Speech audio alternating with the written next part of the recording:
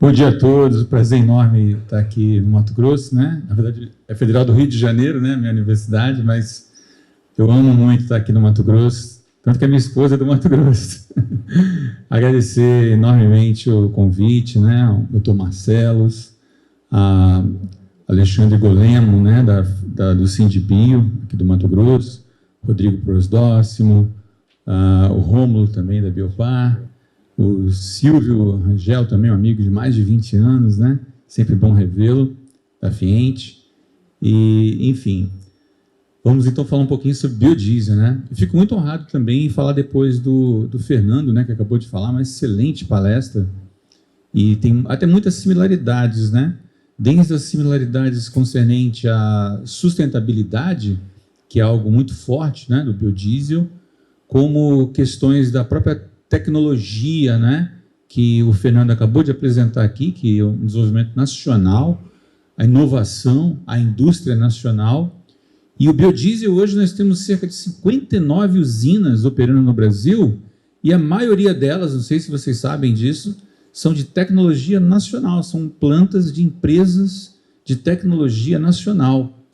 E se a gente, por exemplo, compara com as refinarias, né, de petróleo, não é bem assim, infelizmente. A grande parte de uma refinaria de petróleo é tecnologia de fora, é um combo, um conjunto de tecnologias de várias empresas, poucas do Brasil. A própria Petrobras tem muitos avanços, mas o percentual numa refinaria que é realmente tecnologia Petrobras, incrível que pareça, é pequeno. Já numa indústria de biodiesel, hoje, a maioria das usinas são nacionais e de A a Z, né? Todo o pacote é nacional.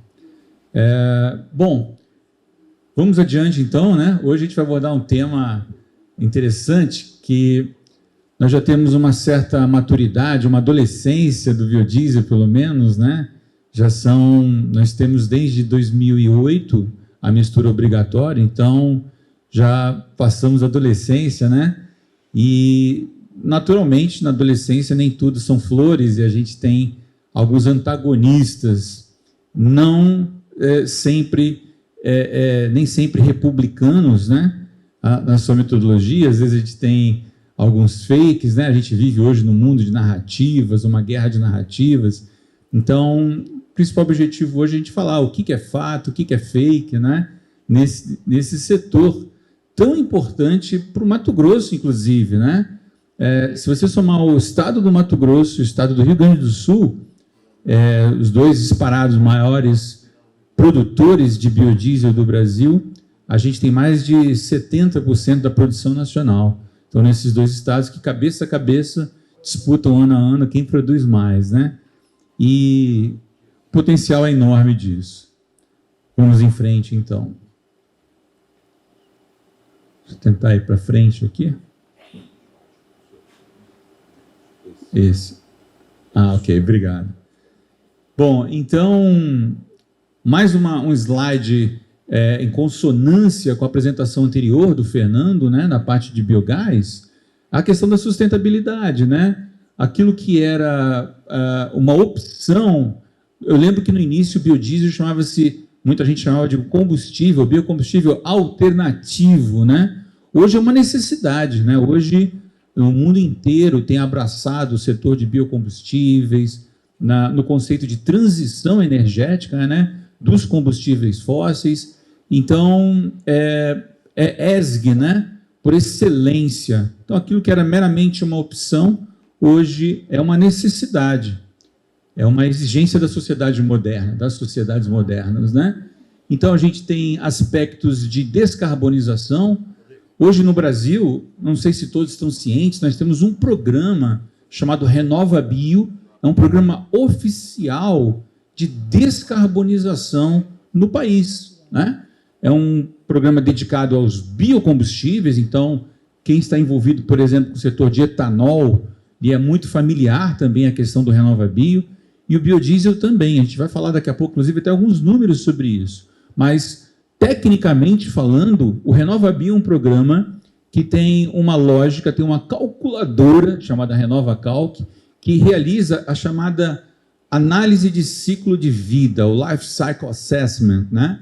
em que você, desde a origem daquele produto, no caso dos biocombustíveis, você acompanha o incremento de carbono e a redução de carbono vis-à-vis o seu par fóssil, no caso do biodiesel, o diesel, no caso do etanol, a gasolina, e assim por diante. Então, você vai comparando quanto se consome de CO2 por megajoule, né, por unidade de energia, ao longo de toda a cadeia, e não apenas no consumo final. Então, hoje, o biodiesel, por exemplo, é um exemplar, né? A média brasileira hoje do biodiesel é de 78% de redução de gases de efeito estufa, comparado ao diesel fóssil.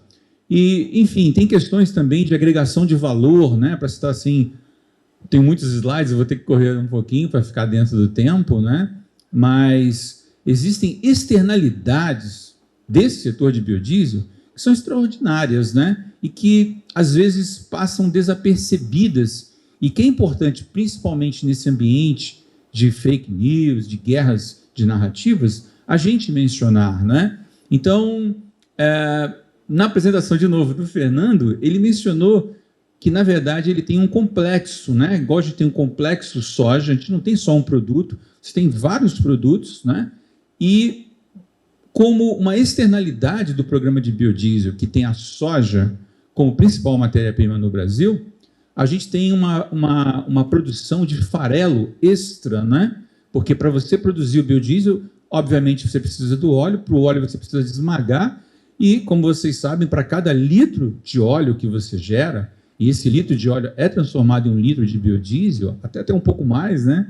A proporção é de 1 tonelada de óleo para 1 tonelada de biodiesel, como as densidades são um pouco diferentes, você produz até um pouco mais do que 1 litro para 1 litro, e você produz 4 vezes mais farelo de soja.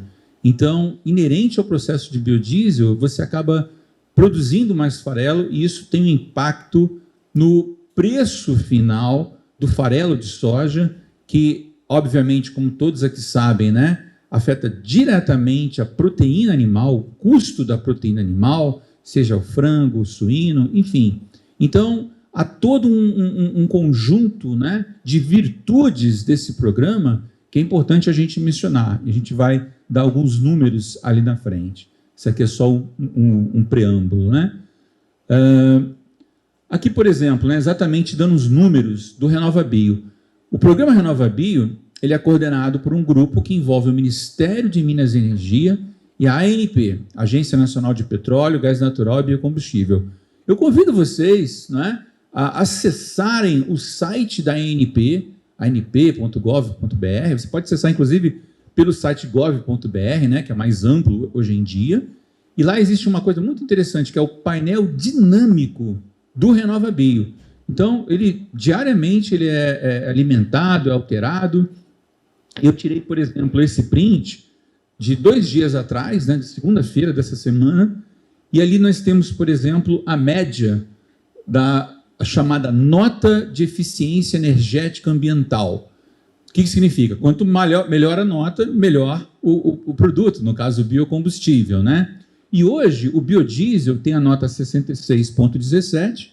Isso equivale, né, para vocês terem uma percepção melhor, a 78% de redução de gases de efeito estufa quando se compara ao diesel fóssil, que é o sucedâneo natural, o biodiesel do diesel fóssil, e é superior, você vê em amarelo ali o biodiesel, é superior, inclusive, à média das plantas de etanol, sejam plantas cativas de etanol hidratado ou plantas híbridas, que produzem tanto etanol anidro quanto hidratado. Em ambos os casos, o biodiesel tem uma nota superior, né? Então, é inquestionável, através de um programa oficial brasileiro, né, a eficiência ambiental e energética do biodiesel. Isso aí não há nenhum viés ideológico, não há uma puxada de sardinha para o setor. Não, isso o governo diz, isso, na verdade, o Estado diz, né? O RenovaBio transcende, foi criado na época do governo Temer, passou pelo governo Bolsonaro, do governo Lula atualmente também. Isso independe de viés ideológico. É importante que a gente deixe bem claro esses pontos aqui nessa conversa, né? Então, isso é um fato, são fatos e dados, né? Então, a discussão não é fatos e fakes? Isso é fato. Biodiesel tem uma pegada de carbono melhor até do que o próprio etanol e uma vantagem de 78% em relação ao diesel fóssil. Isso é muita coisa, né? São milhões de CO2, né, de toneladas de CO2 que deixam de ir para a atmosfera. Para vocês terem uma ideia, a gente tem um programa, né, mandatório de biodiesel, né? Hoje nós estamos com B12, né? Há pouco tempo, poucas semanas atrás, começamos no começo de abril com o B12. Era para estarmos com o B15 hoje, né? O CNPE, o Conselho Nacional de Política Energética, havia decidido que nós teríamos um cronograma, mas que em função da guerra envolvendo Rússia e Ucrânia, da Covid, ele acabou sendo congelado por um momento e agora retomou o crescimento. Começamos o ano com B10 e já estamos desde abril com o B12, né? E a meta é a gente chegar pelo menos até o B15 nos próximos anos, né? B13 ano que vem, B14 daqui a 2 anos, daqui a 3 anos o B15, mas o próprio CNPE argumenta que ele pode até antecipar esse cronograma, o que é muito desejável. E está sendo trabalhado para que a gente vá até pelo menos a B20 nos próximos anos. O Brasil, a previsão para esse ano é que fique entre 7 e 7,5 bilhões de litros de biodiesel. No total, para vocês terem uma ideia, desde o início do programa de biodiesel até hoje, a gente está produzindo no Brasil 60 bilhões de litros de biodiesel. Produziu e consumiu, ok? Então, para vocês terem uma ideia, não sei se todos aqui são cientes, né? O Brasil produz muito diesel fóssil, mas o Brasil também importa muito diesel fóssil. A previsão para esse ano da ANP é de 18 bilhões de litros de diesel importado. Então, o Brasil está importando muito mais do que produzindo biodiesel. Veja bem, aliás, a própria equipe de transição do novo governo, eu participei de várias reuniões com essa equipe de transição, inclusive o atual presidente da Petrobras, Jean Paul Prats, participou dessas reuniões e perguntou o que precisa fazer para a gente substituir pelo menos o diesel fóssil importado, esses 18 bilhões, para substituir ele pelo biodiesel, por exemplo. É possível?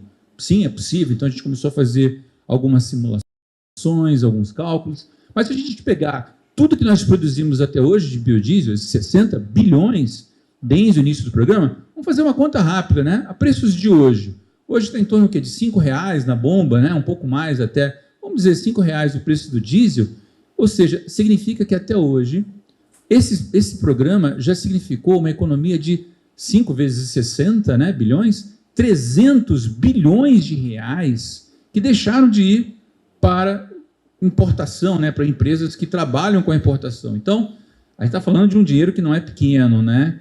Então, daí vocês já começam a perceber que há interesses, né? Alguém que, para esse ano, tem uma previsão de 18 bilhões de litros de diesel importados, tem gente ganhando dinheiro com isso, né? Então, é natural que a gente comece a entender esse cenário, né? O que está por trás de algumas notícias? Tem alguém interessado? Tem. Mas por que esse alguém não quer aparecer? Porque, lógico, como é que você vai bater num programa que é ambientalmente correto, tem uma tecnologia nacional, que tem não só reduções de gases de efeito estufa, que eu já falei, mas o que eu vou falar ali na frente também, em relação a doenças que você evita. Porque gases de efeito estufa, fantástico você mitigar, você diminuir.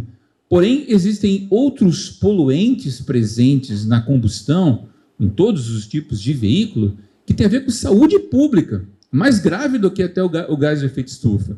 Então, a gente vai falar sobre isso ali na frente também. Então, como alguém, né, vamos supor, se eu quisesse atacar algo que tivesse tantas externalidades positivas, certamente eu ficaria no low profile, né, bem quietinho assim, mas fomentando notícias para atacar esse programa que tem tantas externalidades positivas que a gente vai promover nos próximos slides também, né?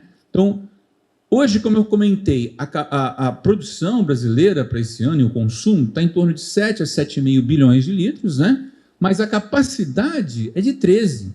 Hoje, com as indústrias, 59 usinas que nós temos no Brasil, boa parte delas no estado do Mato Grosso, boa parte delas no centro-oeste como um todo, tem a capacidade de produzir cerca de 13 bilhões de litros. Então, basta o governo, uma canetada, autorizar, a gente tem condição imediata de crescer na produção de biodiesel. Isso é inquestionável também. E todos esses dados são fornecidos oficialmente pela ANP. Não é o número da nossa cabeça. A ANP, para cada uma dessas 59 usinas, manda uma equipe de técnicos muito bem formados, né? Posso dizer porque eu tenho vários ex-alunos meus que são técnicos da ANP, são engenheiros da ANP, que vão nas usinas e fazem as medições para dizer, não, a usina tal, a cidade tal, tem capacidade de produzir tanto, e assim por diante. Nós temos um mapa do Brasil, com as várias usinas das 59, 14 estados, em todas as regiões do Brasil, no norte, no nordeste, no sul, no centro-oeste, no sudeste, todas têm usinas de biodiesel, ao contrário das refinarias de petróleo, que estão sempre no litoral, né, brasileiro, muito próximas do litoral, desde, por exemplo, Paranaguá, no Paraná. Na verdade, nós temos do lado de Paranaguá, né, em Araucária, uma refinaria, que é a Repar.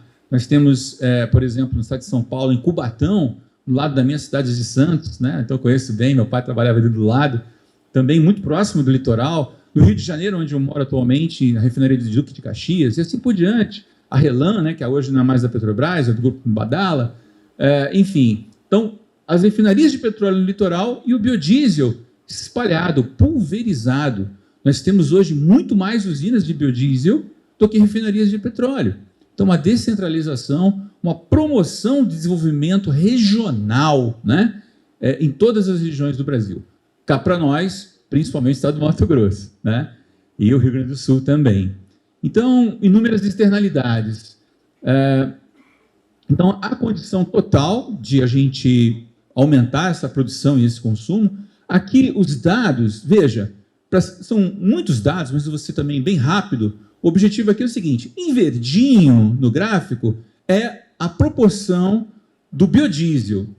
O cinza é a produção nacional de diesel e o azul claro é a importação. Então, o que aconteceu de 2005 para cá? Né? 2005, a primeira planta de biodiesel, na época nem era obrigatório, né? Mas em 2008 tornou-se obrigatório. O que está acontecendo? O verdinho está crescendo. O azulzinho, que é a importação, também está crescendo. E o que está diminuindo é a produção nacional. Então, quem não gosta do crescimento do verdinho, que é o biodiesel, é principalmente o pessoal que trabalha com a importação do diesel, né? Ganham muito dinheiro com isso, mas certamente preferem ficar na calada. Então, substituir o microfone? Perfeito. 18 bilhões é a estimativa da ANP para esse ano. Há preocupações, inclusive, concernentes aos portos brasileiros. Muitos portos não têm infraestrutura para comportar o crescimento desse volume de líquidos, que a gente segue num crescimento exponencial da importação, infelizmente, né? E, obviamente, que isso afeta as questões cambiais, né? Afeta o valor do dólar, do câmbio do dólar, é afetado certamente muito por esse volume absurdo, né, de importação de diesel, sendo que nós temos total condição de produzir biodiesel para substituir, pelo menos, este importado. Aqui a questão das matérias-primas, né? A soja, cerca de 71% dessa matriz, né, de matérias-primas. Gorduras animais ficam em segundo lugar, depois nós temos uma pulverização. E é interessante também, mais uma vez, fazendo menção à excelente palestra do Fernando, agora há pouco, quando ele menciona quando os europeus, os estrangeiros, vêm aqui ao Brasil e visitam a usina dele, e aqui aquele complexo vira-lata, fala assim, poxa, mas na Europa é diferente. Não? Mesma coisa aqui. Eu me lembro claramente, no início do programa de biodiesel, naquele momento, né, 2005, 2006, 2007, não tínhamos usinas no Brasil, as primeiras estavam sendo construídas. E onde que havia usinas? Na Europa, principalmente na Alemanha, na Itália, na Áustria, esses 3 países, nos Estados Unidos. E, obviamente, que o natural foi procurar essas empresas que vieram e construíram aqui. Naquele momento, eu participei de várias reuniões, né? Há vários testemunhos que eles diziam o seguinte, olha, gordura animal, é impossível produzir biodiesel de gordura animal. Diziam isso categoricamente. E hoje, desses 7 bilhões de litros de biodiesel que vamos produzir esse ano, né, mais de 1 bilhão é exclusivamente de gordura animal. Mais de 1 bilhão de litros de biodiesel produzido de gordura animal. Gordura animal essa que era um rejeito com passivo ambiental até, né? Muita gente aterrava a gordura animal, muita gente queimava em caldeira de uma maneira bastante primitiva, né?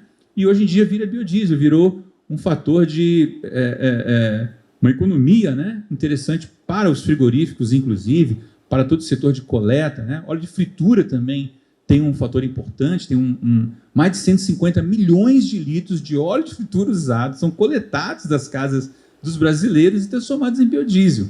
E esse potencial ainda é muito maior, né, se você compara com outros países. Enfim, então, nós temos inúmeros avanços tecnológicos, a inovação, né, o impacto da inovação, ciência e tecnologia nas plantas de biodiesel hoje é muito maior, por exemplo, do que uma refinaria de petróleo. Né? Qual grande contribuição numa refinaria de petróleo tem ocorrido a partir do meio acadêmico, patentes, por exemplo, de universidades, de empresas de ciência e tecnologia, nos últimos anos? Muito menos do que no setor de biodiesel, de biocombustíveis. Isso são dados do Ministério de Ciência e Tecnologia, são dados do CNPq, por exemplo, né? Conteúdo de patentes depositados nessa área. Diziam que não era possível fazer biodiesel de gordura animal. Hoje, é mais de 1 bilhão de litros de biodiesel são consumidos aqui no Brasil.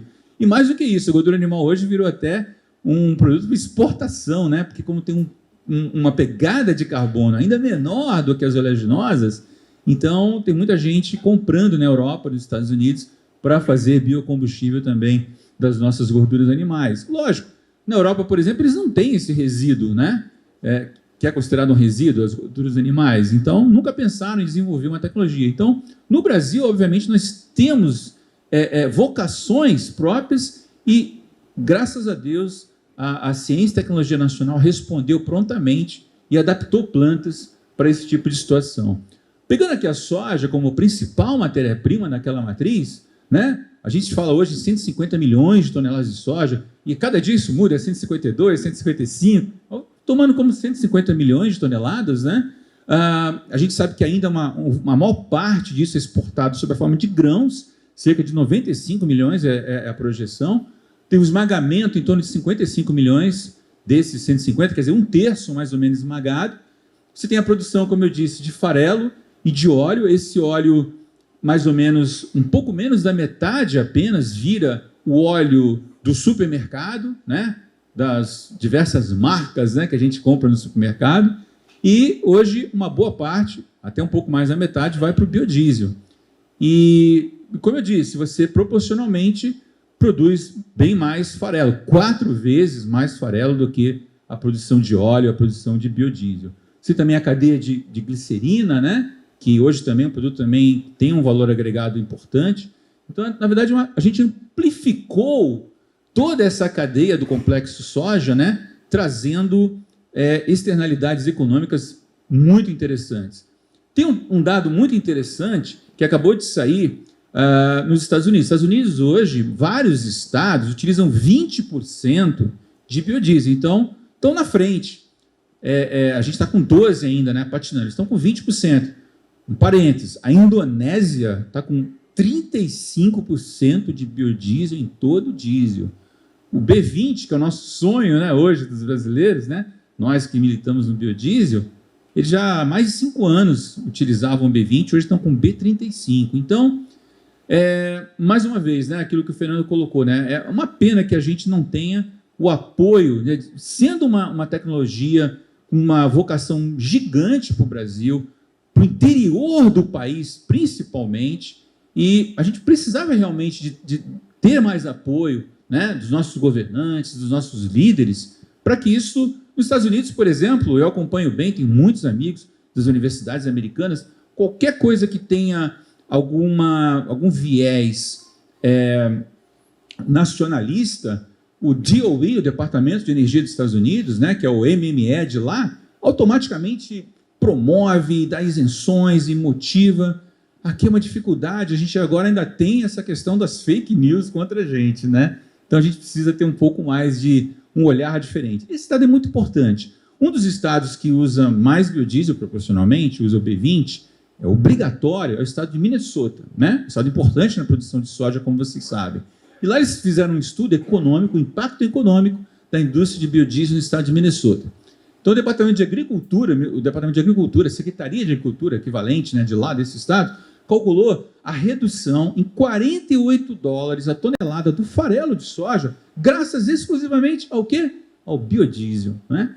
Então, veja o impacto que isso tem no frango, no suíno, no gado confinado, principalmente lá, né? Piscicultura, né? O farelo de soja está em todos esses lugares. Então, são externalidades que a gente... Poxa, esse é o programa para a gente apoiar, né, nesse país. Bom, aqui também são muitos números, são muitos dados. Quanto que a gente poderia ter a mais se a gente tivesse o B15 e não o B12, né? Que era o que originalmente o Conselho Nacional de Política Energética havia aprovado. Então, por exemplo, só pegar mais uma vez o farelo de soja, a gente teria uma produção extra, graças a esse incremento no biodiesel de B12 para B15, de cerca de 3 milhões de toneladas a mais de farelo, soja que seria esmagada para produzir o óleo para biodiesel. A gente viu que a gente tem um excedente gigante de soja sendo exportada in natura, inclusive exportação de farelo também. Isso significa ter uma relação, né? 2,3 quilos de carne de frango precisa de 4,3 quilos de ração, sendo 20% do farelo de soja, aproximadamente o fator de 1,9, que a ABPA, né? A Associação Brasileira de Proteína Animal, utiliza esses fatores. Então, a gente teria 3 milhões e 500 mil toneladas de carne de frango a mais, né? Por quê? Por causa de um incremento do teor de biodiesel, né? Então, isso a sociedade precisa saber, dessa correlação, e principalmente na redução dos custos, né? Mas são muitos os dados. Recentemente também a Secretaria de Fazenda, né, do Ministério da Economia, calculou que o PIB brasileiro de biodiesel é cerca de 10,5 bilhões, e que indiretamente chega a mais de 20 bilhões anuais, né? Então, uma indústria extremamente importante. Agora, mais uma vez, quem são os antagonistas do setor de biodiesel, né? Um programa que tem tantas externalidades interessantes. Então, sem dúvida, não tem outra opção. Quem é contra o biodiesel é a favor, inexoravelmente, ao diesel fóssil. Diesel fóssil esse que no Brasil, o Brasil está numa lista negra, digamos assim, de países que ainda utilizam S500. Todo mundo já ouviu falar do diesel S500. É praticamente a metade do diesel brasileiro tem 500 ppm de enxofre. 500 partes por milhão de enxofre. Até países da América Latina, como o Chile, por exemplo, baniram o S500. Só tem o S10.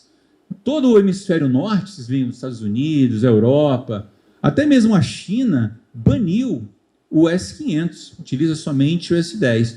O Brasil, além de ser um grande importador, 18 bilhões de litros para esse ano, metade praticamente disso é de um diesel lixo, né, residual. A gente está queimando o diesel e, por tabela, gerando óxidos de enxofre. Então, enquanto o mundo está preocupado com CO2, os gases de efeito estufa, porque eles já resolveram o problema do enxofre, a gente está atrasadíssimo ainda queimando enxofre. Basicamente é isso. Então, esses são os caras que ficam por trás, fomentando a indústria de fake news quanto o biodiesel. Esse é o interesse, não tem por onde fugir, né? E aí a gente vai falar não só da poluição que gera um aquecimento global, que é um tipo de poluição chamada indireta, mas é direta, que é aquilo que eles já resolveram, que é causada por enxofre, por aromáticos presentes no diesel, né? Então, vamos a alguns dados, né? Dados todos da Organização Mundial de Saúde, da OMS. Então, 7 milhões de pessoas por ano, né, respiram, de acordo com a OMS, particulados, principalmente, essas moléculas atrás, desculpa o meu viés químico, né, não resistir, não colocar algumas estruturas moleculares, os chamados hidrocarbonetos aromáticos policíclicos, né, que são esses aqui. Esses compostos, eles não são considerados possivelmente, não, são considerados ativamente cancerígenos pela OMS. Então, o diesel brasileiro, que tem uma qualidade extremamente atrasada comparada com o mundo, o diesel fóssil, contém esses compostos. E quando a gente queima, a gente amplifica aquilo que já tem. Você gera ainda mais do que os hidrocarbonetos policíclicos aromáticos que você já possui. Então, isso é facilmente detectável naquela fuligem. Quem já não ficou atrás de um caminhão, de um ônibus, aquela baforada, né, negra, aquela fumaça que contém exatamente esse tipo de compostos e está associada a cerca de 4,2 milhões de mortes prematuras. Quer dizer, 7 milhões é o total. Mas alguém pode falar assim, mas tem uma parte que são pessoas já muito idosas que naturalmente iam morrer. Ok, 4,2 milhões, de acordo com a OMS, são mortes prematuras, mortes que realmente estão associadas inequivocamente a particulados do diesel, que é principalmente presente no S500, né? Então, aqui existem vários pontos em relação a isso, né? Principalmente esse diesel S500, né? Que são mais de 30 bilhões de litros de diesel S500 que o Brasil queima e a gente está poluindo aí as nossas cidades, né? Mas quem diz isso é só a OMS? É um órgão internacional? Não tem um estudo nacional, Donato? Tem. A empresa de política energética, de pesquisa energética, a EPE, é uma empresa estatal ligada ao Ministério de Minas e Energia, é um braço de pesquisa do MME, e coordenado pela diretora, a doutora Heloísa, né, Borges, que está aí na foto. Ela publicou um relatório 2 anos atrás, em que mostrou, foi um piloto que eles fizeram, eles focaram na região metropolitana de São Paulo, RMSP, ok? Então, na região metropolitana de São Paulo, um impacto de cerca de 17 bilhões de reais na saúde pública. Como assim, Donato? Internações por problemas respiratórios causados pelo diesel fóssil, mortes, dias perdidos de trabalhadores, né? Isso tem impacto econômico palpável, mensurável. Fizeram um estudo amplo, econômico, do impacto na saúde do diesel e compararam o seguinte, e com o biodiesel? Fizeram essa projeção e mostraram exatamente as vantagens. Eles falam em cerca de só o B10, 300 mortes a menos por ano, só na região metropolitana de São Paulo, por causa do 10% do biodiesel. E calcularam, cada 1% a mais de biodiesel, quantos de mortes, qual o preço de uma morte, né? Aí é uma outra métrica. Mas calcularam isso, quantas mortes a menos, independente do preço, teríamos com um incremento do teor de biodiesel. Então, mais uma vez, a quem interessa bater num programa desse, que reduz mortes? Isso dados oficiais do governo, né? Da EPE. E, enfim, começando agora a falar das fakes, né? Então, por exemplo, recentemente falaram que os carros da Nissan, eu por acaso tenho uma Frontier, né? Uma Nissan, e como você falou, não pode usar biodiesel, né? Então, a Nissan teve que vir a público e dizer uma nota oficial de que é mentira isso, que estão totalmente aptos. Aliás, a Nissan fez parte de um grupo coordenado também pelo governo brasileiro, do MME, Ministério das Minas e Energia, que envolveu 19 montadoras. Vocês sabiam que 19 montadoras se reuniram e consumiram cerca de 600 mil litros de combustível, de biodiesel, e fizeram estudos de longo prazo, né? E após esses estudos, né? E cada uma dessas montadoras decidiu o tipo de estudo que vai fazer. Algumas em campo, outras em bancada dinamométrica, outras medindo as emissões. E após esse estudo é que o Ministério das Minas e Energia autorizou o B15, né? Alguns anos atrás. Então, o Brasil passou pela maior bateria de testes de aplicação de B15 e até B20 no mundo. Nunca tantas empresas, 19 montadoras, se reuniram para fazer tantos testes com o biodiesel e aprovaram o B15 e muitas delas já aprovaram o B20. Então, senhores e senhoras, é triste a gente ver, né, que ainda tem gente que tem coragem de lançar fake news contra algo tão validado. Um outro dado muito importante, mais uma vez, um dado oficial e não um dado meu, que eu fabriquei, não, um dado da ANP, né? Vamos falar agora da qualidade do combustível no Brasil. Esse gráfico, ele mostra a partir dos anos, né, desde 2014 até 2023 já, mas 2023 não acabou ainda, então até 2022, um dado muito interessante. A gente tem tido o quê? Daquela época para cá? Um crescimento do teor de biodiesel, de B6 até o B12 agora, né? E o que a gente tem ali em vermelho, em amarelo, em azul? A gente tem em vermelho o total de infrações associadas à qualidade com diesel. Em amarelo, para gasolina. Em azul, para etanol. Todos os anos, o que acontece? O do diesel é o que tem menos infrações de qualidade. Sempre. A despeito do crescimento do teor de biodiesel, sempre o vermelhinho é o menor comparado à gasolina e etanol. Ou seja, no Brasil, em primeiro lugar, dos 3 principais tipos de combustível, diesel é o que tem menos problemas de qualidade. E veja, nenhum consumidor final compra biodiesel puro. Ele compra um diesel que contém biodiesel. Ok, nesse diesel, a especificação bate muito mais do que ocorre na gasolina e do que no etanol. Ok? Isso é um fato concreto. Vamos adiante. Aqui a gente tem as denúncias do Procombi totais em azul e em vermelho do diesel. Então, veja o percentual pequeno que é os problemas associados à qualidade, adulteração, chamemos assim, de combustível do diesel versus todos os outros, né? Muito pequeno. Agora, vamos examinar que tipo de problema de qualidade tem no diesel, esse que já é pequeno. E veja, os números brasileiros hoje de adulteração são números comparáveis a Japão, a Europa, a Estados Unidos, o que não era há 10, 15 anos atrás. Nós tínhamos 15, 20% dos combustíveis brasileiros com problema de adulteração. Hoje a gente está na faixa de 2 a 3%, principalmente no diesel. Quem no mundo tem esses números tão baixos, 2 a 3%? Japão, Alemanha, Estados Unidos, ok? Agora vamos ver que tipo de problema tem nesses relativamente pequenos problemas no diesel. Vou até passar para o próximo que sumariza bem. Veja, ensaios não conformes para o diesel B. Ok? Diesel B é o diesel que já contém biodiesel. Número 1 disparado, o problema é o teor de biodiesel. 53% dos problemas de qualidade achados no diesel é o teor. Mas como assim, Donato? É um teor menor do que o que a lei determina. Se é B10, o camarada põe B8.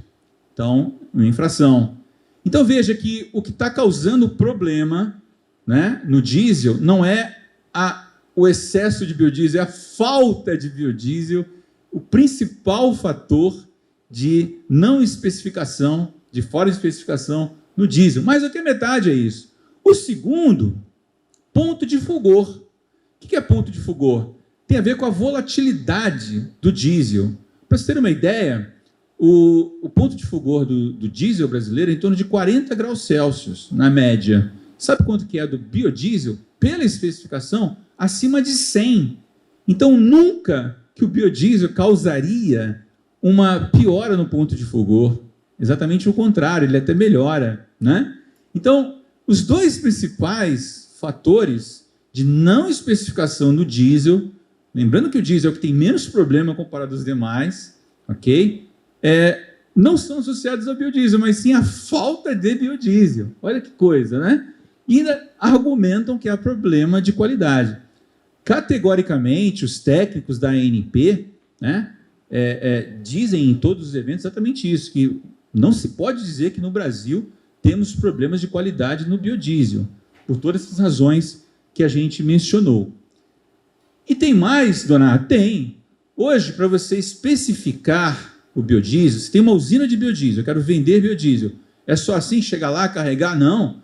Você tem que pedir um laudo que tem 25 análises. Nenhum outro combustível no Brasil exige-se 25 análises. Nem o querosene de aviação, né, que é mais, né, sofisticado, tem 25 análises, sendo que várias dessas são cromatográficas. Algo sem precedente, por exemplo, no etanol, que muitos conhecem aqui, não tem uma análise cromatográfica. Aqui no biodiesel você tem que fazer várias.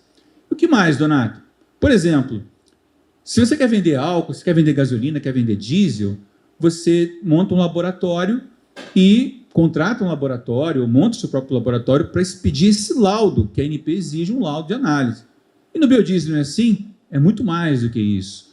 No caso, somente para o biodiesel, a ANP exige que esse laboratório que ateste o laudo, né, seja o próprio ou contratado de terceiros, ele seja acreditado no Inmetro. Existe todo um procedimento de qualidade que o Inmetro faz, e no setor de combustíveis, somente o biodiesel tem essa exigência da ANP. Então, é assim, para o biodiesel, todas as dificuldades e todas as barreiras. E a despeito disso... Claro, claro. E a despeito disso, ainda questionam a questão da qualidade do nosso combustível. Então, aqui para uma outra comparação interessante, aqui nós temos a especificação do Brasil, dos Estados Unidos, da Europa e da Indonésia, esse país que eu mencionei, que tem 35% de biodiesel no diesel, né? A especificação antiga, o nosso já era a mais exigente do mundo. A especificação antiga da ANP. Há semanas atrás, o que aconteceu? A nova especificação de biodiesel foi lançada pela agência, pela ANP, e vários desses ensaios, não apenas mais aqueles dois, que era o teor de umidade, né? E o outro, a contaminação, agora nós temos teor de monoglicerídeos, sódio, potássio, cálcio, magnésio. Para vocês terem uma ideia, hoje, o biodiesel brasileiro, todas as impurezas presentes, sódio, magnésio, cálcio, potássio, fósforo, se você somar tudo que a agência exige hoje na nova resolução, dá no máximo 10 ppm. Nenhum outro combustível no Brasil e no mundo tem uma exigência tão agressiva de apenas 10 ppm de impureza. Para ter uma ideia, o próprio diesel S500 tem 500 ppm de enxofre, que é uma impureza. A gente está falando de 500 contra 10 no Brasil. E mesmo o S10, o diesel S10, 10 é só enxofre. E os outros elementos, outras impurezas? É mais do que 10, tá certo? Então, é impressionante a exigência, né, que foi criada para o biodiesel, sobretudo o biodiesel brasileiro. É unânime em qualquer evento internacional que você vai.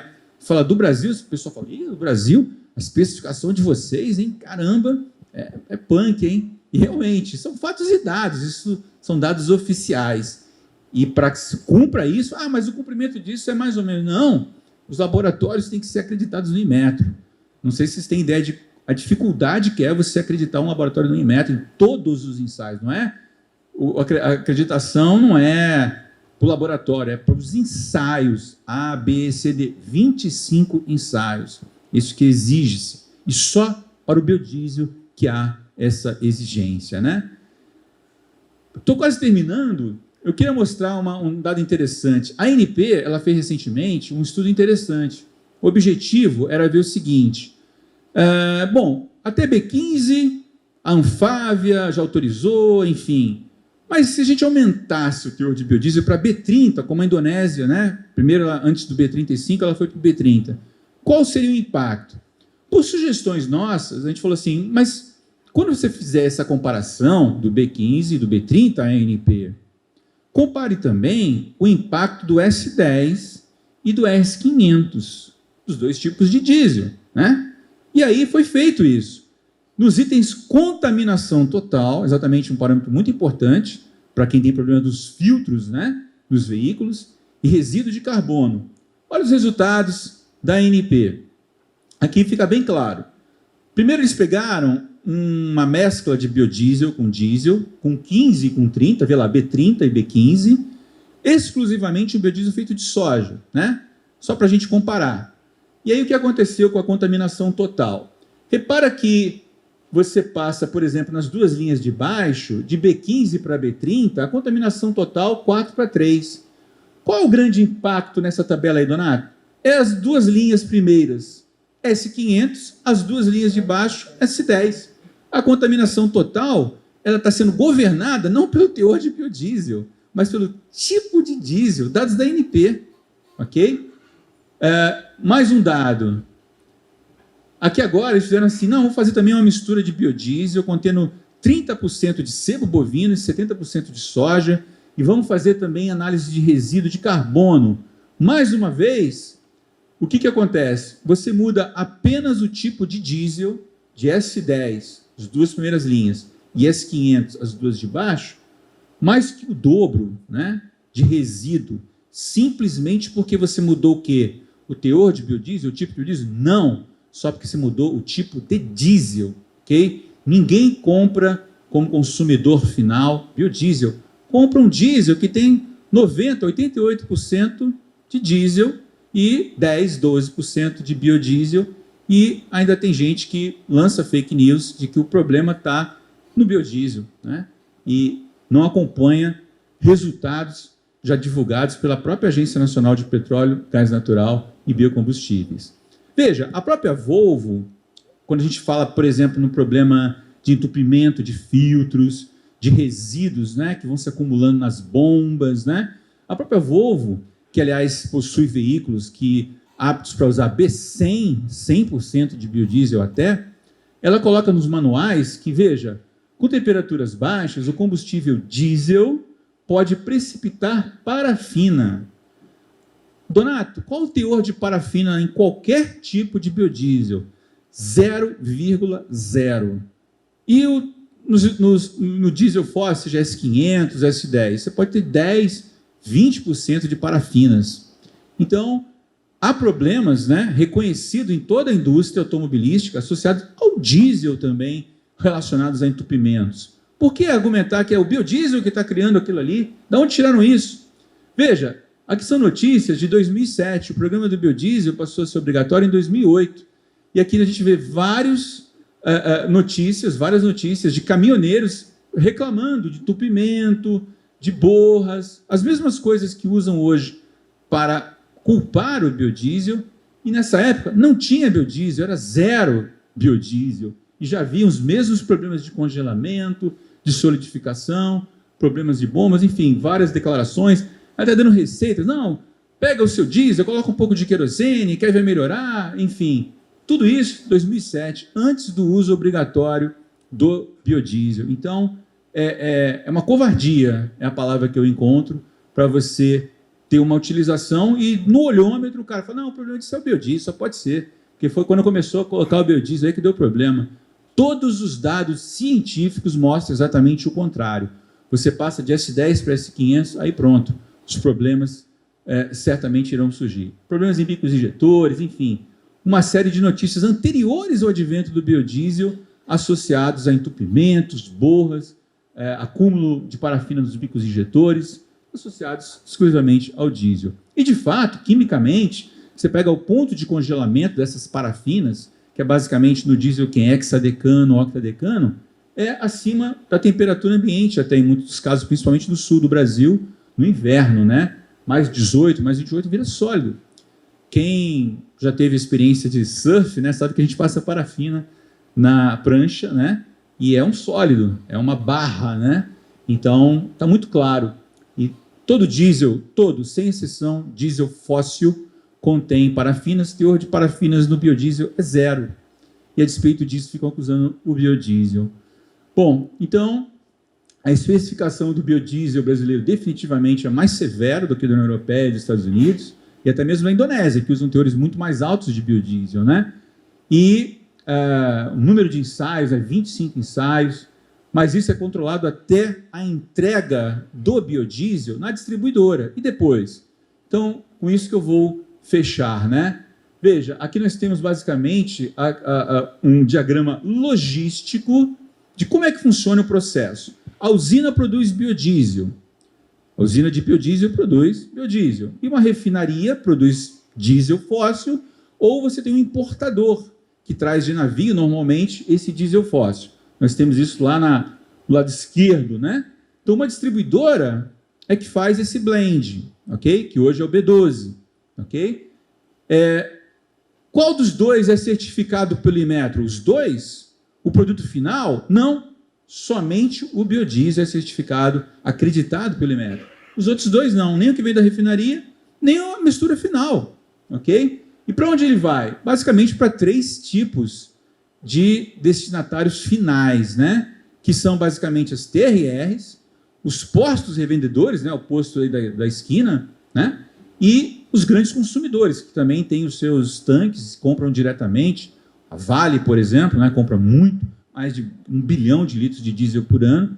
Então, são os grandes consumidores que têm lá as suas garagens próprias, né? São esses 3. E nenhum desses 3 há esse controle do Inmetro. E ali que está o consumo final, né? Então, ninguém tem um consumo final de biodiesel. Todo mundo tem de uma mescla que pode ser S500, pode ser de S10, 88% hoje e 12% apenas do biodiesel. E aí, jogar a culpa dos problemas que eventualmente surgem nos seus veículos ao biodiesel, não há nenhum dado científico que prove isso. Muito pelo contrário, o que há mostra exatamente o oposto. O problema está no diesel fóssil. Bom, então aqui é só um zoom, né, em cada um daqueles pontos, da refinaria, os volumes que se pratica, né, mais de 20 bilhões de diesel S10, mais de 20 bilhões de S500, tem também o S1800, né, mas esse é menor, e outros tipos de diesel também. Eu falei dos os mais 2 importantes para o transporte são S10 e S500. A questão das distribuidoras, né, que fazem a mescla, né, o blend, né, e, enfim, hoje em dia a gente sabe que está concentrado isso basicamente na mão da Vibra, da Raízen, da Ipiranga, né? Esses 3 correspondem à maior parte dessa fatia. Bom, aí nós temos os destinatários finais, os grandes consumidores, que dá 25% do mercado. Nós temos 60% do mercado, são os postos de combustível, efetivamente, né? Mais de 42 mil postos tem no Brasil hoje, e 15% do market share, as TRRs, né? Que são esses outros tipos de intermediários. Mas, mais uma vez, nenhum deles faz uso de certificação e fazem as análises que quiserem, não há nenhuma obrigação quanto a isso. Então, normalmente, o grande problema está na armazenagem, no manuseio, né? Existem manuais da ANP instruindo como deve ser feito, né, esse tipo de armazenamento, e basicamente o maior problema quase sempre é a água, a umidade, né? E onde há umidade e há combustível, nessa interface, você tem o surgimento de micro-organismos, de micróbios mesmo, né? Tem gosto para tudo, tem micróbio que gosta de comer combustível, né? E aí ele come esse tipo de comidinha e excreta polímeros, né, que realmente geram problemas de entupimento, mas isso está associado ao combustível como um todo. Isso está associado a boas práticas não aplicadas no dia a dia na cadeia logística. Isso é claro e pacífico, né, para todos. Então, o que precisa ser feito? Né? Uma conferência de qualidade na chegada do diesel A, da mesma forma que se checa o B100. Por que a distribuidora também não tem essa obrigação de ter laboratórios acreditados no Inmetro, já que a gente também precisa, né? Tanto para o diesel que ela importa, que ela recebe da refinaria, quanto o diesel B, que é a mistura da expedição, né, da mesma. Enfim, sistemas de drenagem, recirculação, tudo isso seria interessante, né? Mas são investimentos que as distribuidoras não querem fazer, né? E querem jogar simplesmente a culpa no pequeno percentual que é do biodiesel. Como a gente está também no evento do setor elétrico, eu achei interessante trazer isso aqui. Recentemente tivemos o show, por exemplo, da banda Coldplay, né? E eu sei se vocês viram que os geradores utilizaram B100, 100% biodiesel, né? Então, essa empresa, a BRG, ela utiliza B100 nos seus geradores sem nenhum problema. Isso foi feito não somente nesse show que eu mencionei, dessa banda estrangeira, Coldplay, mas em vários outros tipos de geração. Inclusive, um grupo Amage, né, que também tem uma planta de biodiesel aqui no Mato Grosso, uma grande planta, anunciou também uma série de aplicação direta do B100, 100% biodiesel. Mas, repare, tudo isso não é o programa oficial. Isso aí são experimentos pontuais do uso do 100% de biodiesel. A maior parte disparado, 99,999% do biodiesel do Brasil está nas mesclas do B12 hoje, ok? Mas é importante saber que existe isso. Quase finalizando, há poucas semanas atrás, em Brasília, tivemos uma audiência pública promovida pelo setor de transporte, tentando, de alguma forma, atacar o setor de biodiesel, né? E aí foi muito interessante a presença do servidor Marlon Arraes, diretor de biocombustível do Ministério de Minas e Energia, onde categoricamente ele falou: todos os veículos do Brasil estão aptos, com garantia, com tudo para o B15. Por quê? Por causa daqueles ensaios que eu falei, que envolveram 19 empresas do setor automobilístico, não só automobilístico, mas também de energia, não só de energia, mas até empresas ligadas a transporte não rodoviário, mas sim ferroviário, enfim. Então, foi taxativo em nome do governo atual, mencionando que isso já foi testado, isso é página virada. A gente tem que fazer novos testes, sim, para B20, para B30, para teores mais elevados. Até B15 já foi feito. São mais de 600 mil litros de combustível usado nesses testes das 19 empresas. E, por último, felizmente, o representante da Anfávia, o Dr. Henry Joseph, na sua apresentação, inclusive até tirei foto do slide dele, né? A Anfávia entende que o uso de biocombustível é de fundamental importância para o Brasil e apoia a sua aplicação, né? A exemplo de vários países, a utilização de biodiesel é um excelente meio de estender a aplicação de biocombustível ao veículo diesel, né? Para o etanol, para o ciclo Otto, para a gasolina, para o diesel, dito pela Anfávia, é o biodiesel. E permitindo essa enorme frota também possa reduzir suas emissões de gás de efeito estufa. O Brasil tem compromissos no Acordo de Paris de redução de suas emissões. Então, é fundamental e não há uma alternativa hoje concreta ao biodiesel para esse propósito. Enfim, e aí ele acrescenta, né? Eu vou deixar a apresentação aí com vocês, quero deixar mais tempo aí para as perguntas, né? Estou quase terminando, só tenho mais um slide. Meu último slide é esse, em que fala também de novos tipos de biocombustível. E há dois grupos importantes. O Brasil tem uma especificação já criada pela ANP para o diesel verde, né? Todo mundo aqui já ouviu falar do diesel verde? E entre os vários tipos de diesel verde, o mais conhecido é o HVO, né? Hydrotreated Vegetable Oil, né? Então, no Brasil tem alguma planta produzindo isso? Não tem. Tipicamente, quanto tempo demora para você implementar uma usina nova de HVO? Pelo menos 2 anos, né? Então, nos próximos 2 anos, já que nenhum investimento foi feito ainda no Brasil, a gente não terá esse tipo de produto. Ok. Mas, e na Europa, nos Estados Unidos, existem várias plantas de HVO. E como é que é?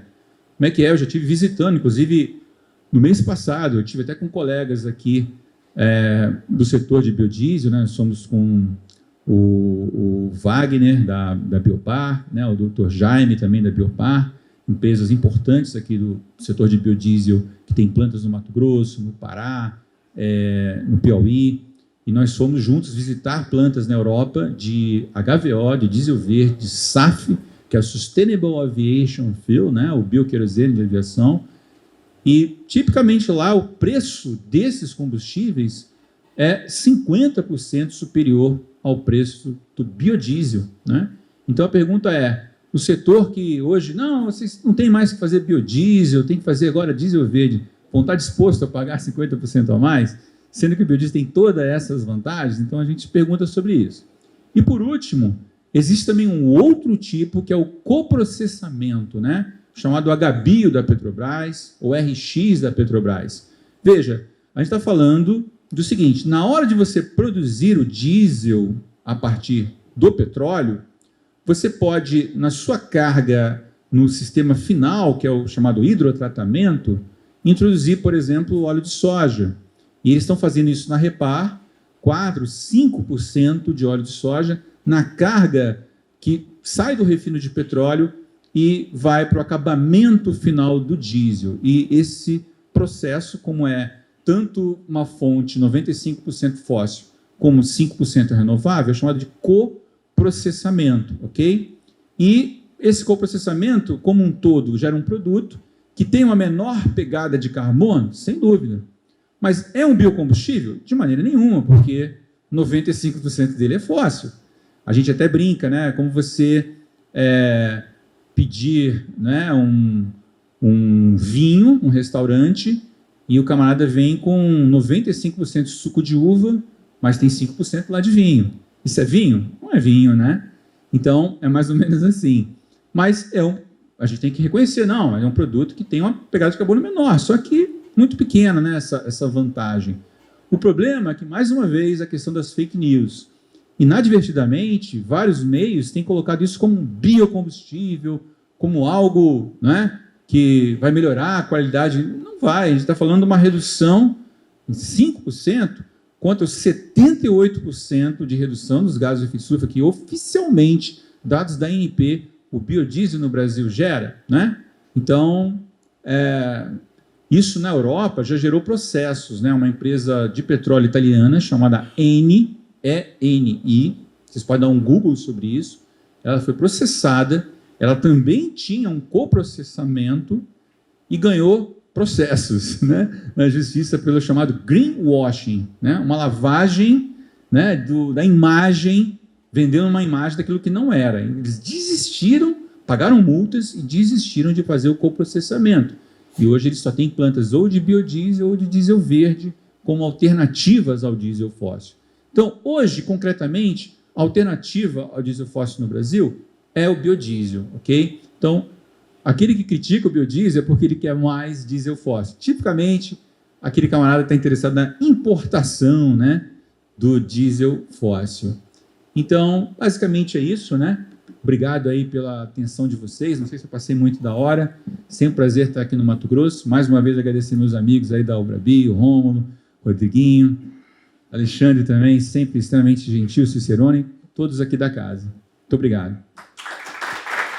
Doutor Donato, nós aqui agradecemos sua brilhante contribuição. Abrimos o espaço para questionamentos. Pode levar. Olá, Alberto, estava percebendo. Eu vi a tua apresentação, o teu exemplo do vinho daí um pouquinho, né? 95% vinagre e 5% biodiesel, né?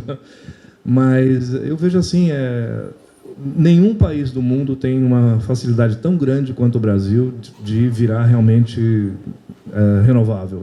A gente consegue, no Brasil, substituir energia fóssil por energia renovável mais barato, ao contrário do restante do mundo, né? Não vai ser do dia para a noite, vai demorar, tal, não sei o quê, mas ficam vendendo, você falou em fake news, né? O tempo inteiro nós sofremos do mesmo mal. Vocês do biodiesel, o pessoal do etanol, o pessoal da bioenergia, o pessoal da hidrelétrica, e essa saraivada de fake news, que não é combustão espontânea, na minha opinião. Tem vários livros, eu citei ontem no meu painel.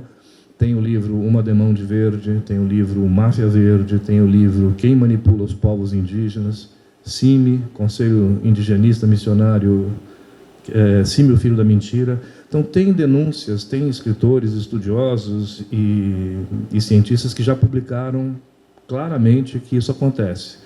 O primeiro diretor de meio ambiente da ONU, quando a ONU criou o Departamento de Meio Ambiente, lá em 90, foi um ex-presidente da Petro-Canadá, que é a Petrobras do Canadá, ex-presidente da Fundação Rockefeller, que é a família que manda no petróleo no mundo, e dono de campos de petróleo privado. E, pelo que eu entendi, essa turma, você sofre o mesmo problema, né? E você colocou que são provavelmente os concorrentes que estão plantando essas fake news.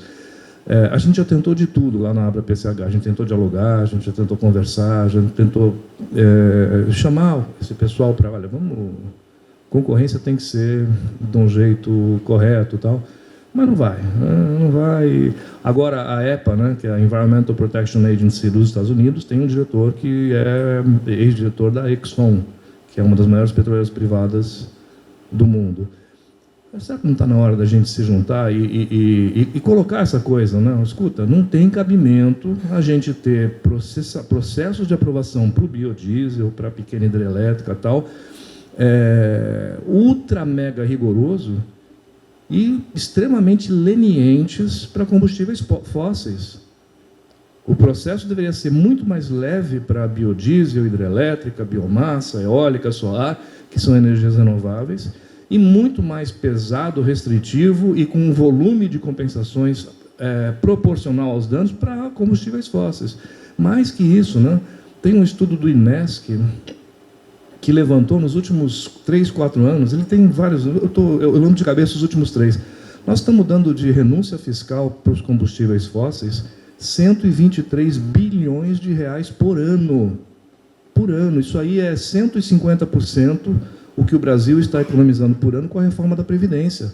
Nós estamos tirando dinheiro de velhinho aposentado carente para dar para a magnata do petróleo estrangeiro. Já passou da hora da gente fazer alguma coisa a respeito. E a fake news que vem, o biodiesel é subsidiado, a hidrelétrica é subsidiada. Não é. O maior subsídio do mundo no Brasil é combustível fóssil, inclusive carvão. Né? E aí a pergunta e a proposta que eu queria fazer para você é da gente juntar as renováveis, talvez uma carta aberta, alguma coisa, colocando esse tipo de coisa. Falando, olha, escuta, vamos lá. Preocupação com o meio ambiente todo mundo tem. Só que as exigências têm que ser proporcionais aos danos. Cada um tem que compensar o seu dano. E não permitir que que entidade estrangeira poderosa, que a manipulação da mídia utilize o meio ambiente para fazer dumping ambiental, que é o que está acontecendo hoje. Estão fazendo dumping ambiental contra o biodiesel, contra as hidrelétricas, contra a biomassa, contra as renováveis em geral. Até entendo a preocupação do petróleo, não quero perder esse mercado de combustível. Se o carro elétrico vem aí, então eu quero que o carro elétrico seja abastecido queimando diesel na termoelétrica, queimando gasolina, diesel, gás natural, óleo pesado, carvão, seja lá o que seja. Mas a gente não pode aceitar isso, até porque é muito mais caro, e muito mais caro financeiramente, e absurdamente mais caro do ponto de vista ambiental. Você acha que toparia se juntar a gente numa iniciativa dessas? Excelente. O senhor da APA-PCH, né? Qual o nome do senhor mesmo? Paulo Arbex. Paulo Arbex. Nossa, é uma pena que eu não estava aqui ontem, né, para ver o seu painel, mas faz tanto sentido. Eu podia comentar tantas coisas que você falou em 2 minutos. Nossa, por exemplo, como eu estou no meio acadêmico, a gente tem muito acesso também a grupos de todo que é lugar do mundo, né? Então, você mencionou um negócio, por exemplo, semanas atrás, estava uma comitiva da Suécia, de universidades da Suécia e da Finlândia, lá no FRJ, a gente almoçou, jantou. A gente acaba na universidade tendo acessos mais amplos do que aquele que especificamente a gente faz pesquisa. E eles comentaram exatamente o que você falou. Eles reconhecem que o Conselho de Lista Missionário fomentou no Brasil movimentos contra as papeleiras, nada a ver com biodiesel agora, né? Mas faz todo sentido o que você falou. Em relação ao biodiesel especificamente, podia dar N exemplos, né? Eu falei especificamente da exigência, é uma burocracia gigante, um custo gigante você manter um laboratório acreditado no Inmetro. É custo, é trabalho, é tempo, é um monte de coisa. Ótimo, mas só o biodiesel tem isso. Outra, como eu comentei, agora há pouco nós mudamos a nossa especificação brasileira, que já era a mais exigente do mundo e passou a ser agora ultra, hiper, extra, né? A gente vive pressionando para que também mudem a especificação do diesel, que tem mais de uma década, que não muda. E sabe qual que é o argumento? Não, a gente consultou a Petrobras, dizendo que não tem condição de melhorar, por exemplo, de eliminar o S500, porque tem que fazer muito investimento. Mas quem consulta as usinas de biodiesel para saber se os novos parâmetros que eles colocam, a forceps tem que aguentar? Tem uma que eu também passei rápido. Por exemplo, o Brasil é o único país do mundo que exige que todo biodiesel, independente da fonte, ele use antioxidante, é obrigatório. Veja, existe um ensaio específico entre os 25, que é resistência à oxidação, Hansen-Mate. Todas no mundo têm esse ensaio, é uma coisa universal, pacífica. Você atendeu aquele valor? Ótimo. No mundo inteiro, quanto é que é esse parâmetro? Você tem um ensaio que você borbulha oxigênio, o biodiesel é aquecido e ele tem que aguentar no mundo inteiro 8 horas. Isso equivaleria, dizer, grosso modo, o biodiesel poderia ficar 8 meses em temperatura normal. No Brasil, em vez de 8 horas, já se exigia 12 horas. Agora, a nossa especificação passou para 13, mas não para por aí. Além de você atender às 13 horas, que ninguém no mundo... Nos Estados Unidos não é 8, são 6 horas. Na Europa são 8, na Indonésia são 8. Aqui era 12, não, aumenta isso aí, 13. Além disso, você é obrigado, mesmo que você atenda às 13, e seu processo é diferenciado, tem que colocar antioxidante aí, que é importado, aliás. Ninguém fabrica antioxidante no Brasil. Você tem que comprar antioxidante importado e coloca aí. Às vezes o setor acaba aceitando porque não tem opção, não tem alternativa. Eu não conheço essa parte técnica no detalhe, não consigo nem discutir, mas assim, o que eu percebo é que a gente fica enxugando gelo, né? Eu vejo tua luta aqui, você deve estar rodando o Brasil inteiro fazendo essa apresentação, mostrando. Só que a gente fica, criam essas... Eles fragmentam os processos, botam lá 30 órgãos intervenientes para aprovar uma coisa. Sim. E a chance de você sair de um processo ou de uma reunião com uma decisão racional é inversamente proporcional ao número dos participantes, né? Você acaba inviabilizando. E eu acho que a gente tem cometido um erro, nós renováveis. A gente tem combatido, a gente fica que nem um doido enxugando gelo, querendo resolver os efeitos, e a gente não tem atacado a causa. Sim. E a causa, uma das principais causas é essa, não é combustão espontânea. Criou-se a geopolítica, criaram-se processos, uma fábrica de fake news, etc. Tal, que a gente tem que ficar o dia inteiro rebatendo fake news, o dia inteiro pedindo melhorias nos processos, e quando a gente consegue uma melhoria, eles criam mais 3 processos que não existiam antes.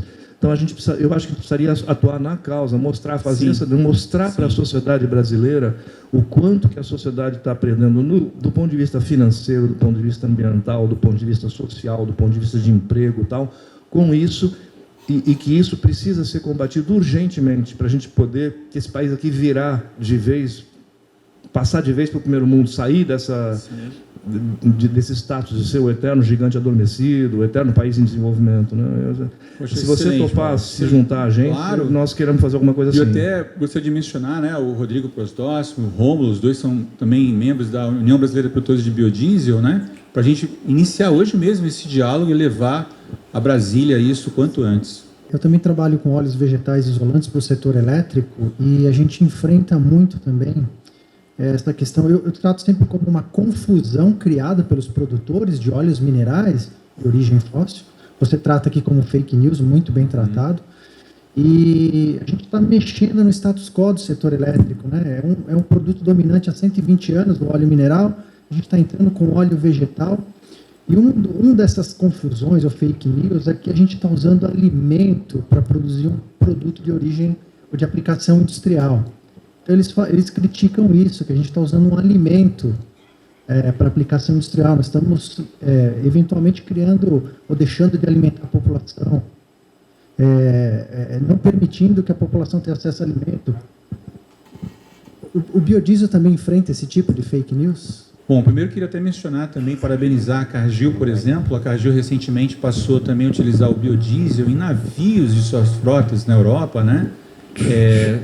O setor de navegação passa também por exigências e por novas mudanças, né, em relação à redução das emissões. Então, a Cargill foi pioneira, inclusive, nisso. Está de parabéns à empresa. E, veja, ninguém produz alimentos sem energia. Então, você tem que comparar o que energia você tem disponível.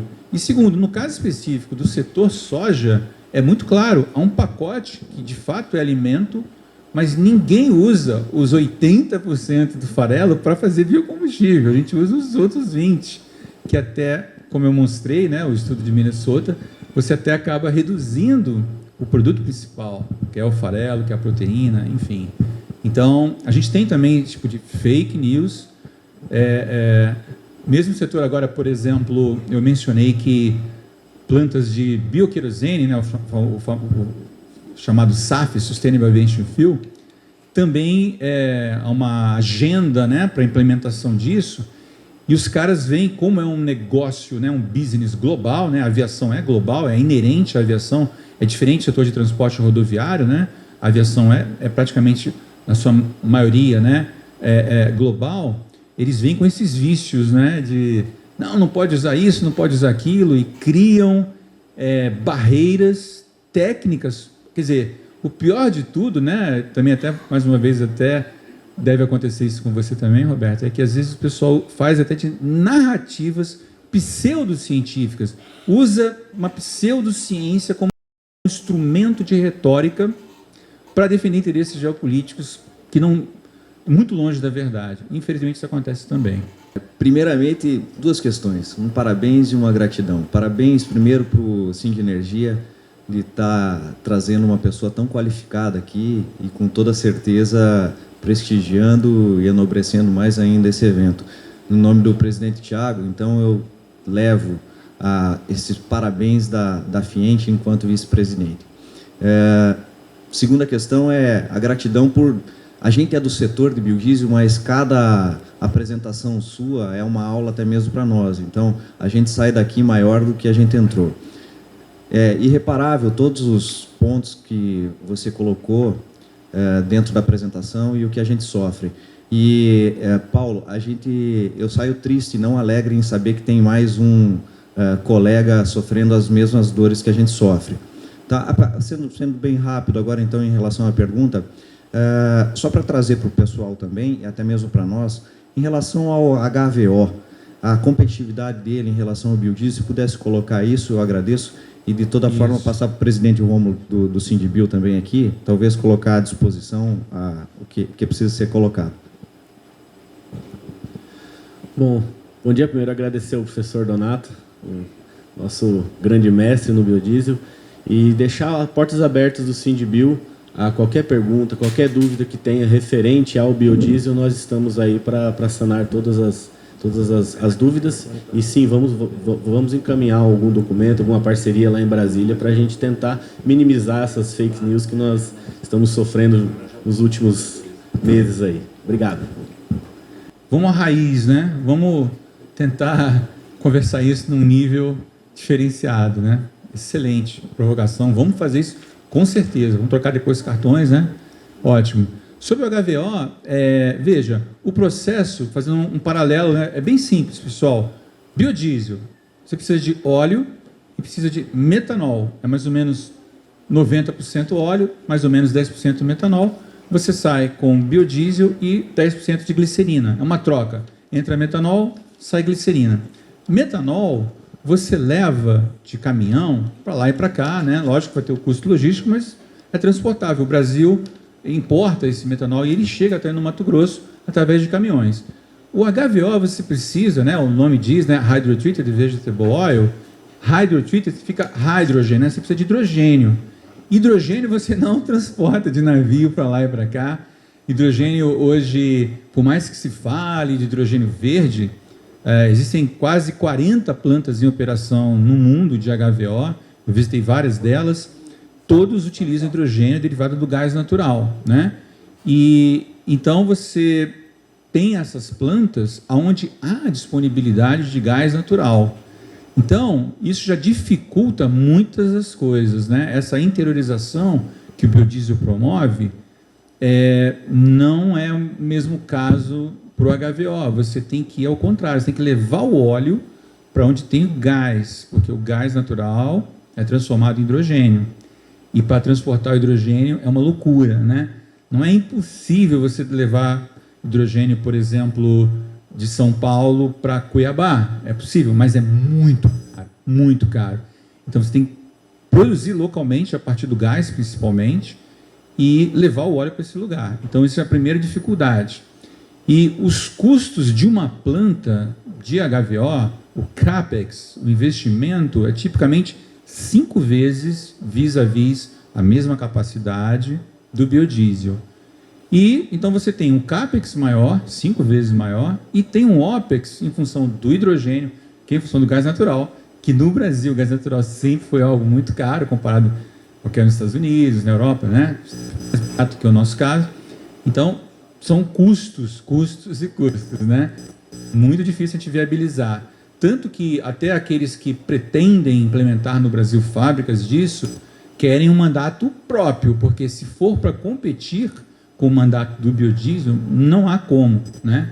Principalmente no Brasil. Não conseguem fazer isso na Europa, nos Estados Unidos, é cerca de 50% mais caro. Isso é precificado dia a dia, né? Por agências de precificação, né? Standard & Poor's, por exemplo. E então você tem esses preços claramente mais caros, lá onde o gás ainda é mais barato do que aqui. Aqui, mais difícil ainda. Então, quem fala assim, vocês têm que parar de produzir biodiesel, tem que fazer HVO, porque esse sim é combustível. Ok, mas você que está falando isso é o mesmo que reclama do preço. Detalhe que eu não falei o mais importante, última palavra, 10 segundos finais. Hoje, no Centro-Oeste, eu garanto a vocês, o biodiesel é mais barato que o diesel. Por isso que tem empresas que estão usando agora até V100, né? É porque gostam do produto, mas também o bolso, né? Então, o Brasil está logrando isso, né? Está logrando a competitividade no biodiesel contra o diesel fóssil. Isso é real, né? Essa é a realidade. Hoje pela manhã, estava vendo, o preço médio do biodiesel no Brasil, aqui na região, está em torno de R$4 o litro. Se alguém aqui na plateia achar uma bomba vendendo, um posto vendendo diesel a R$4, me avisa, que a gente vai lá agora comprar, tirar foto, né? É sempre acima de 5, né? Então é isso, pessoal. Muito obrigado mais uma vez, um abraço.